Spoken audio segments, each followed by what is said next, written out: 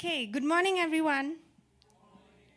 I don't have to do a lot of introduction today for the message. Thanks, Steve, because you already did that. So we have cafe-style discussion style of message this morning. So I know usually there's a little bit of introduction that's given, and then we break into groups, but today we're going to do something different.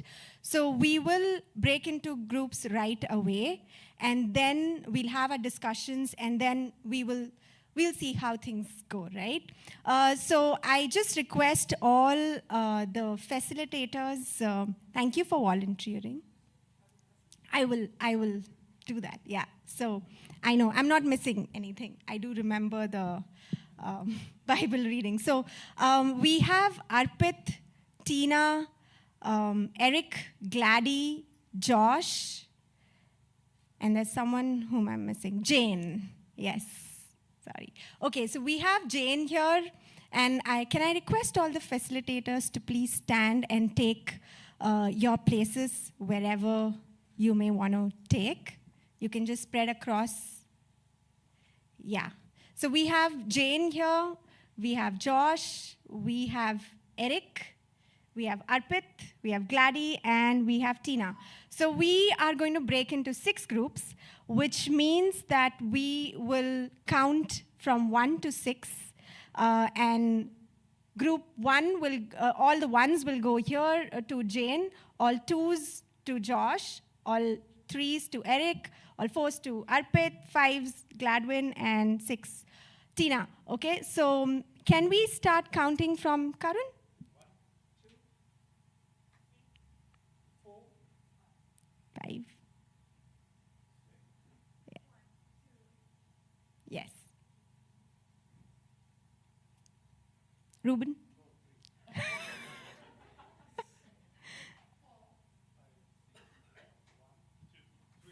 Okay. Steve? Rina?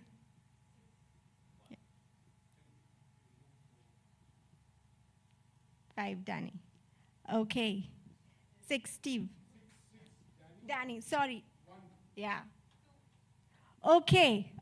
So we can start getting into our groups. And just a request that try to form your groups. Don't go too much into the corner, because we are going to stay in the groups all through the message. And yeah, I want to see all of you, and I want you to be able to see me when I'll be speaking later. Yeah.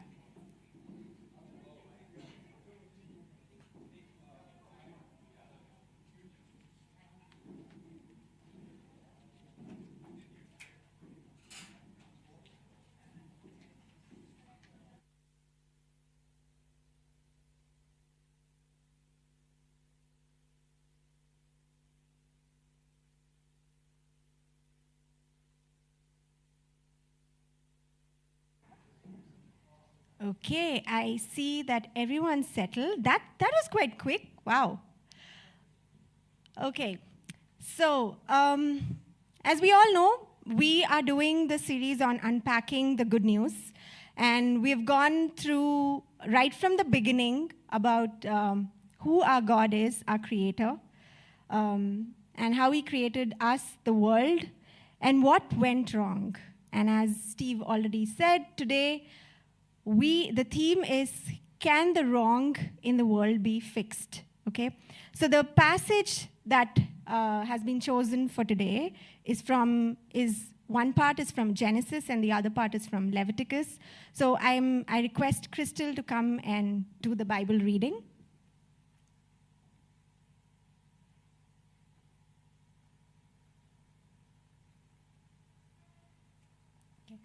So the part 1 is from Genesis, chapter 6, 1 to 3.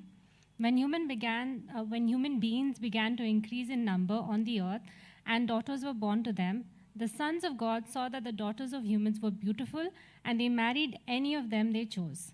Then the Lord said, "My spirit will not contend with humans forever, for they are mortal. Their days will be 120 years."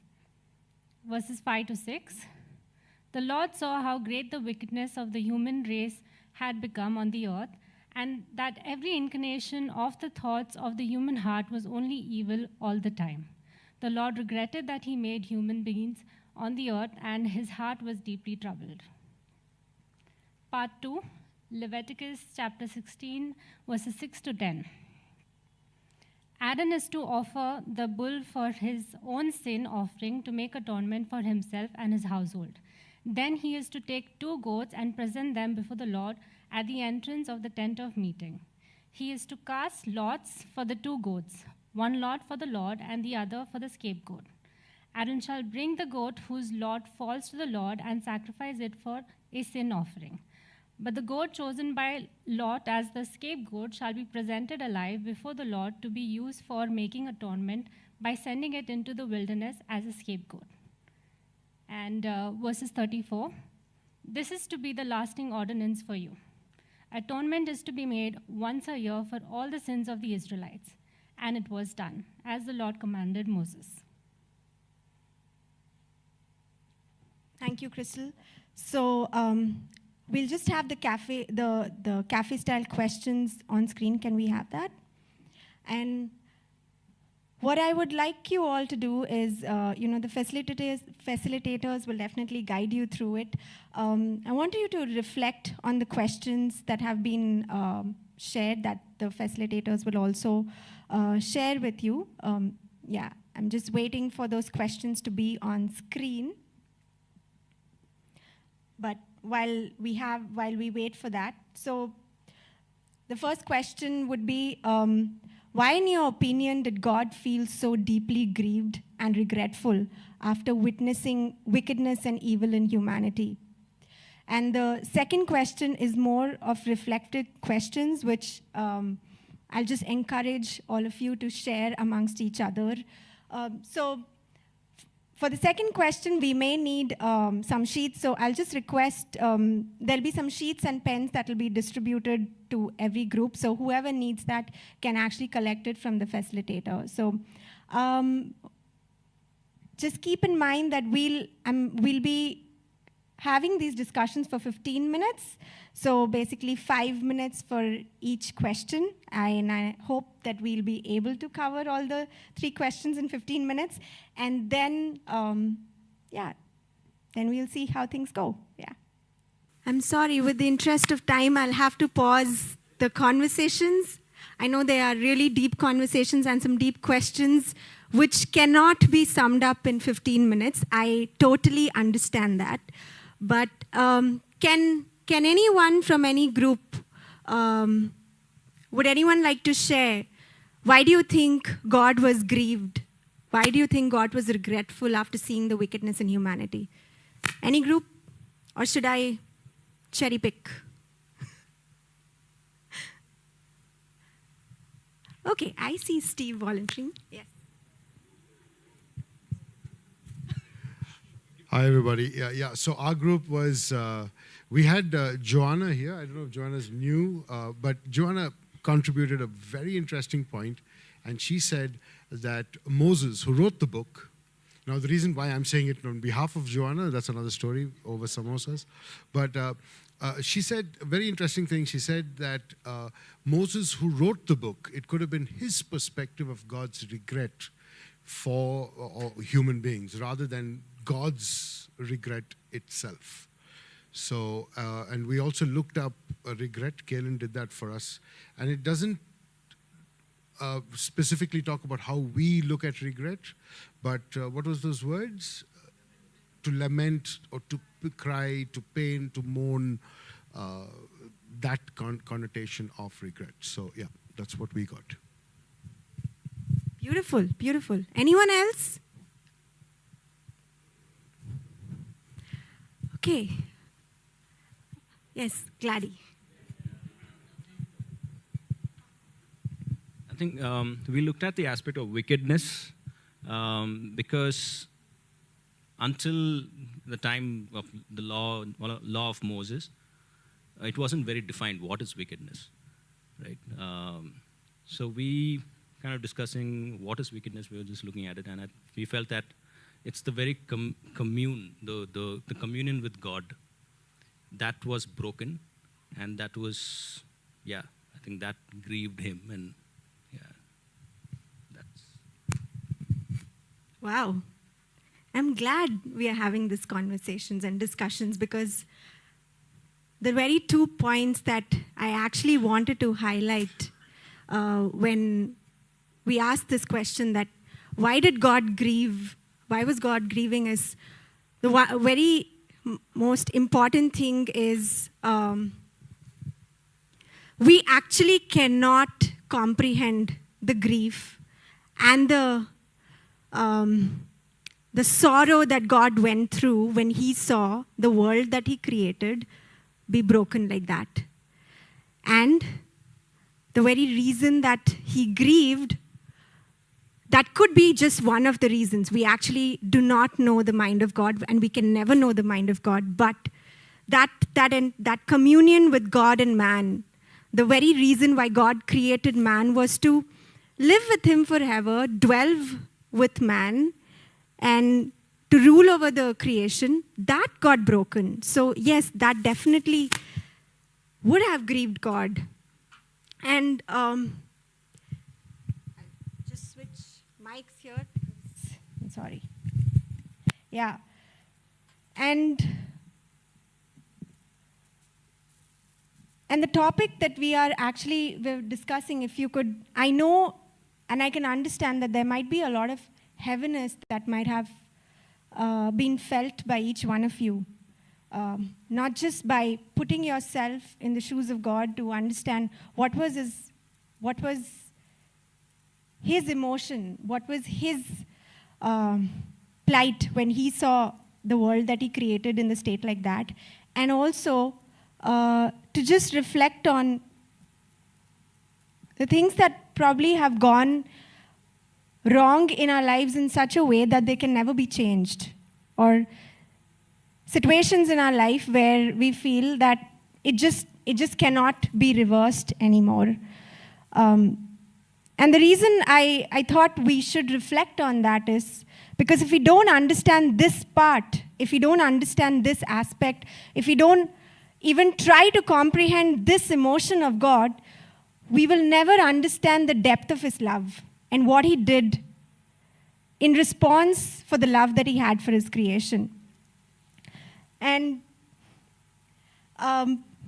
just to, I actually, honestly, I couldn't wrap myself, with the thought that the God who said when he created the man and the world that it was good, ends up regretting that he created this world. Just imagine the remorse he went through, the sorrow he went through when God saw that sin did not end with just when Adam and Eve died. Sin and death, and the effect of sin and death, God passed on to generations, and it spread like a wildfire. It spread like a wildfire. It was like a match that was turned on, and it never stopped. It never stopped. And the world that was beautiful and good became a disastrous place to watch. The world that was pure, man whom God made in his own image to be like him, made the world a dark and a gory place. I just want all of us to take a pause here and maybe take a deep breath, because this is heavy. This is heavy. And even to comprehend the effect that one act of Adam and Eve had, not just on their generation, but generations to come and the humanity, we cannot, understand that. So, and I liked what Denwin and what Steve's group shared, that we can understand grief of God only to the extent to what we understand, what human capacity we have. And I just want to share a video right now. It's a 3-minute video. It's about a very tragic incident that happened in India, in Bhopal, in the city of Bhopal, on December on the night of December 2nd and 3rd, 1984. And yeah, I forgot to say this, that people who are facing the wall, you could feel free to just change your orientation so that you don't sprain your necks and backs. But yeah, so I just want you to watch this video. Yeah, can we have that video?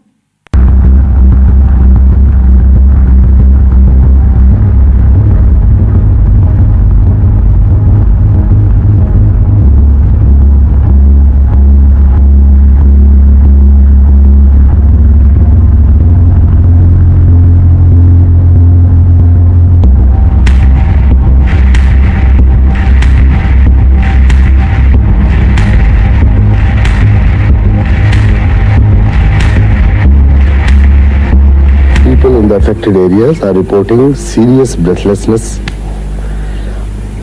various lung ailments, liver damage, kidney damage, muscle pain, continuous fever, headache, and I think there is not a single organ in the body which is not affected by the poison gas.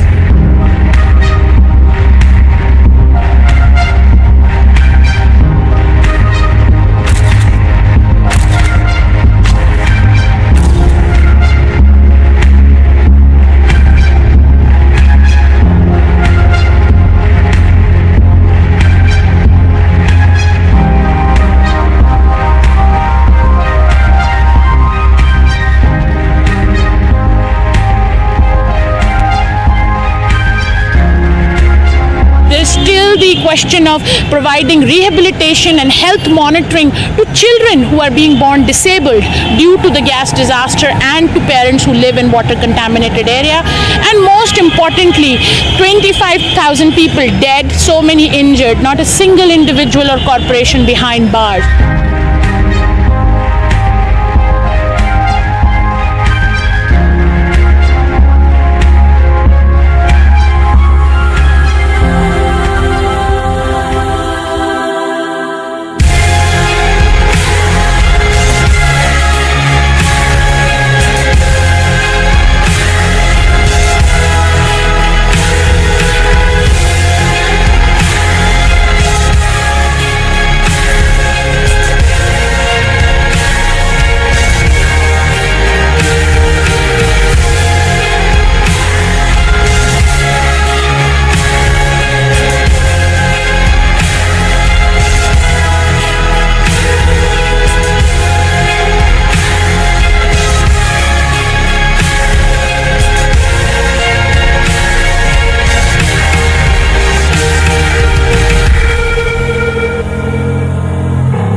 हम भी heart के मरीज़ हैं और हमारी Mrs भी cancer की मरीज होकर मर गई और हमारी बेटी की भी दोनों आंखें चली गई हैं। हमको वही दर्द याद आता है अभी तक। अभी भी हमको वही मंजर दिखता है, जब गैस कांड की रात आती है तो हमको ऐसा लगता है कि हम मर ही जाते तो बेहतर था, जीने से कोई फ़ायदा नहीं है।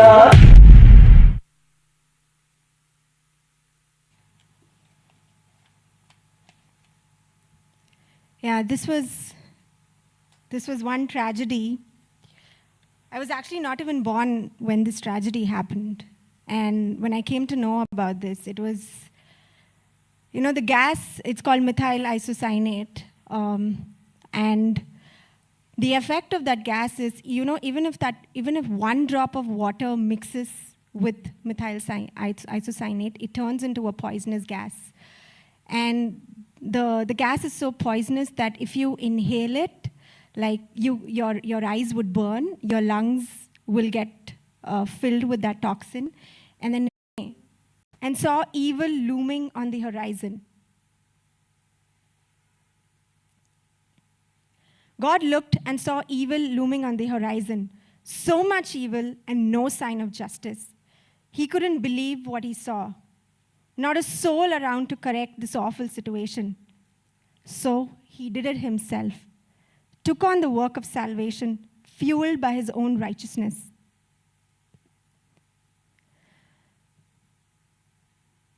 Before Christ, what God did was, he did create the law, a set of commandments for his people to follow. I would say rituals or traditions, certain acts that he asked people to do so that they could be cleansed from the sin. And one of those traditions were animal sacrifices. If we look back now, we would wonder, animal sacrifices, why animal sacrifice? The reason God, you can actually, if you go through the entire Old Testament, animal sacrifice is actually an important theme found throughout the scripture. Because in Hebrews 9 verse 22, it says that without the shedding of blood, there is no forgiveness. And when Adam and Eve sinned, animals were killed by God to provide clothing for them. And when we read only a part of Genesis chapter 6 where God was grieving and he was troubled, but right after that, God brought a flood so that everything on the earth could be wiped out except for Noah. So after the flood receded, God made a covenant with Noah and asked Noah and Noah sacrificed animals to God. Even after this, when people did not stop sinning, people did not turn to God, that relationship between God and man could not be restored, God commanded the nation of Israel to perform numerous sacrifices according to certain procedures that were prescribed only by God. And first was to find an animal that was spotless. Second was the person offering the sacrifice had to identify with the animal. And third, the person offering the animal had to inflict death upon it. So the animal was used on behalf of man as a sin offering, as a sacrifice to be cleansed from their sins. And in what Crystal read out to us in Leviticus, that's actually done on the Day of Atonement. So this was when this was a sacrifice that's done on the Day of Atonement when God asked Aaron to do this. And it's a demonstration of forgiveness and removal of sin. So the reason God asked Aaron to take 2 goats, one was where he was supposed to keep his hand on that goat and confess his sins and that goat was sacrificed. And the other one was actually sent to the wilderness. That's a sign of removal of sin. And they had to do this annually. They had to do this every year as a reminder. And all through the Old Testament, we see that they continue to do this. They continue to do this. But the chain of sin, the bondage, the power of sin could not be taken away from man. They would do the sacrifices again and again and again, commit the same sin. And I think that's a pattern, that's a thing that we all have in our life. And if we try to reflect more deeply on it, that's a pattern this is a thing that came in when man was not with God. When Adam and Eve sinned, they were banished from the Garden of Eden. They were banished. But did God go away from the Garden of Eden? No, he was still there. God was still there, but it was man who went away. And you see the plight of man that happened when they were not with God. And that's something which we see even today. That's something which we see probably every day in our lives. But God put an end to this permanent chain of sin in our life when the ultimate sacrifice was his own son. John 3:16, we have repeated that, we've by-hearted that verse a lot when we were as kids, which says, God so loved the world that he gave his only son, so that whoever believes in him can have eternal life. Because God knew man could not fix this. And I'm sure you will acknowledge today, when y'all were having discussions amongst yourself, the regretful moments that happened, it happened. Once and for all, it happened, and you can't reverse it. There are many things in our life that has happened which we cannot reverse it. And the question for this today's Sunday was, can the wrong in the world be fixed? We cannot. Actually, we cannot. And the sooner we accept it, it's only when we accept that we can't do something is when we will learn to seek help, right? If we start thinking that, no, this is something that I can do, I can fix myself, I can fix the world around me. The thing that happened in Bhopal, the gas tragedy that happened in Bhopal, maybe we can use our minds in whatever way we can, our scientific minds, our medical minds, our social minds, to say that, okay, we can still go and try and comfort those people. But can we reverse the deformities that happened in the children over there? No, we can't. Can the scars, the permanent scars of the heart, be reversed? No. It's not, it's easy and it's very simple to say that we need God, but our perception of to the extent that we need God is it's so misunderstood and understood.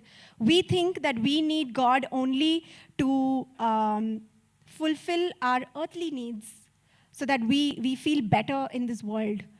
But that's not why God created us. That's not why we need God, because we need God for a more inward reason. Because it was not the outward expression of man that got changed with sin and death. It was the inward nature of man that was forever changed. And that's why even today, people over here, I know we believe that Christ came once and for all, paid it once and for all. But we need to reiterate that truth so many times to ourselves and even to the world around us, because Jesus paid it once and for all, not for the outward scars of our body, but for the inward permanent scars that got embedded in us permanently. And it's gone to generations. And we cannot change it. We cannot change the heart of a man who goes and rapes an 8-month-old baby, can we? No. Yes, we can take him to the court and get him imprisoned for life or maybe even hanged to death. But can his heart change? No. Can injustice, can the people who go through injustice or impart injustice to people change unless they have a heart transformation? And the heart cannot be changed without God, because God created this heart of man. God created it, and only the Creator can know how to fix it. And it's time we understand that we cannot fix the wrong within us or the wrong outside us. We need Him. Like the song that we sang, we need Him every hour. We need Him every hour. Even if we know Him to the extent that we know Him, we need Him. And the solution to the solution that was required to break the bondage of sin, that initiation came from God. We did not do it, because we didn't even understand. We don't even understand to the extent of the muck that we are in. But He knew, because only He could see. And so He initiated. I want that picture on screen just to help us imagine that, the next one, that we were down in the pit. And sometimes, and probably in the current state, some of us are still down in this pit.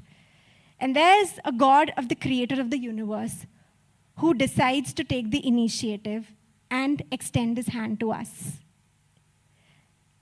And why does He do that? That's because, can we go to the next slide, which is from 1 Peter chapter 2, verse 9, which says, "But you are the ones chosen by God, chosen for the higher calling of priestly work, chosen to be a holy people, God's instruments to do His work and speak out for Him, to tell others of the night and day difference He made for you, from nothing to something, from rejected to accepted." And so, He extends His hand. He's reaching out to us. Do we want to seek his help and just grab onto his hand? Is the question that we need to answer for ourselves. And may that answer be yes.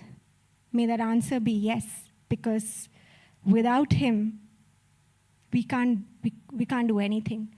Without him, even the breath, the life that we live is actually meaningless. We can do everything that this world offers us. We can grab onto everything that this world offers us. But that inward nature of us will not feel complete and satisfied unless we hold on to him. Yeah. And I know and as we continue to be in groups, and I will call the worship team in a while, but I just want all of us to take this moment to turn towards each other. Whatever you prayed, whatever you shared with one another, or maybe there was something which you could not share, something which is like a blotch in your heart. It's not changed, and it's there like a heavy weight on you. I want each one of us to just pray for one another right now. Take few moments. As you pray, I just request the worship team to come up and sing the song which says, Jesus paid it all. He paid it all. And can we acknowledge that fact that we cannot fix ourselves? We cannot. We need him. And can we lift each one of us to his throne and plead to God that, God, thank you for extending your hand to us. We extend our hand to you. And can you just hold us today to reverse something which we can never reverse back in our life?